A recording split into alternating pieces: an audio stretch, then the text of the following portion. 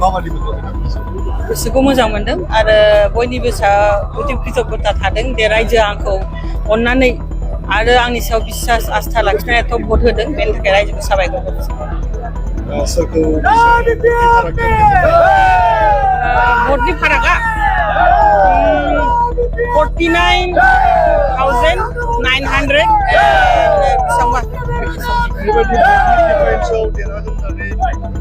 बेसेबांबा मिजिंथि दंखायो थारमाने बेनिख्रुइ बांसिनसो दंमोन खिन्थु अबेबा एसे अबेबा मोनसे भुल जादों दा बेनि थाखाय बेनिख्रुइ बांसिनखौ जों आसा खालामदों देरहानायनि उनाव नेक्स्ट स्टेपआ मा जागोन नेक्स्ट स्टेपआ नायनायसै मा मोनो ओरैनोथ' महिला समाजा जोंना आइजोफ्रा मिनिस्टारखौ लुबैदों जुदि मोनोबा आइजोफोरनि थाखाय खामानि मावनो गोसो दं आरो जुदि मोना होमबाबो मावनानै थांनायनि गोसो दं नोंथांनि देरहानायाव सोरनो केन्डिडेट सानो रायजो राजा एक नम्बर आरो लोगोसे जोंनि पार्टिनि हाइकमान्ड PNB बडिनि जेसेबां जोंनि सिनियर लिडारफोर दं बिसोरखौ आं साबायखर होनो सानो आरो लास्टआव हाग्रामा महिलारिखौबो होनो सानो बिथाङाबो जे लास्ट आंखौ माने आंनि प्रति बिसास लाखिनानै केन्डिडेट हिसाबै होदों आरो दिनैहाय आं बाहाय गसंथानो हादों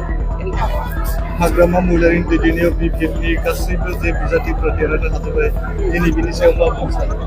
निश्चय बिथाङा मोजाङै सानै हयैनो होदों केन्डिडेटफोरखौ आरो रायजोआ BPFनि सायाव आस्था दं केन्डिडेटनि सायाव थालागि दाथा खिन्थु BPFनि सायाव आस्था दं दा बेनि थाखायनो आं सानो बयबो देरहानांगोन आरो जों बे आस्था आरो भरसाखौ लाखिनांगोन केन्डिडेट हिसाबै जाय देरहादों दिनैहाय देरहादों होननानै नङा दिनैहाय रायजोआ दे आसा खालामना जोंनो भट होदों जों बेहाय जोङो माबानांगोन आरोखि खामानि मावनानै खोन्थानांगोन रायजोनो दिनै गोबां लोब लोब रायजो राजाफ्रा नोंथांखौ बरायदों बिसोरनि गोसोनि साननायफोरखौ माबायदि पूरन खालामनो सानदों आं जेसेबां हागौ एसे पूरन खालामगोन आरो गभर्नमेन्ट हिसाबै जा खामानि मावनांगौ रायजोनि बे खामानिखौ मावलांजोबगोन